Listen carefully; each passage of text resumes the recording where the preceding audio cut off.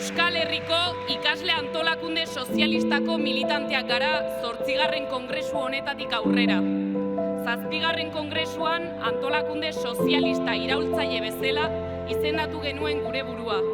100 militantek gaur egun Euskal Herriko mugimendu sozialistaren sorrerarako lehen haziak jarri zituztelarik. Guk bide hori berretsi dugu, estrategia komunista berretsi dugu, eta gure izaera sozialista iraultzaile azpimarratzeko egin dugu izen aldaketa. Euskal Herria gure jardun eremua dela eta bertan nazio zapalkuntzarekin bukatzea lehentasunezkoa dela azpimarratzearekin batera.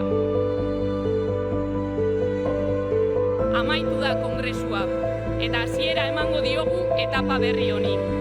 Gure aurreko belaunaldiek egin bezala, orain guri dagokigu lekukoa hartu eta aurrera egitea, jauzi bat ematea. Bide luzea daukagu egiteko, baino ez izan zalantzarik, ilusioz eta indarrez beteta ekingo diogula bide horri.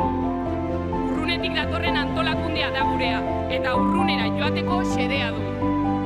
Jarrai dezagun ikasle langileok politizatu eta mobilizatzen. Jarrai dezagun sozialismoaren eraikuntzan gure ekarpena egiten.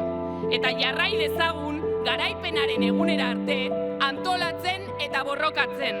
Beti bezain iraultzaile, beti bezain borrokalari. Batu Euskal Herriko ikasle antolakunde sozialistara.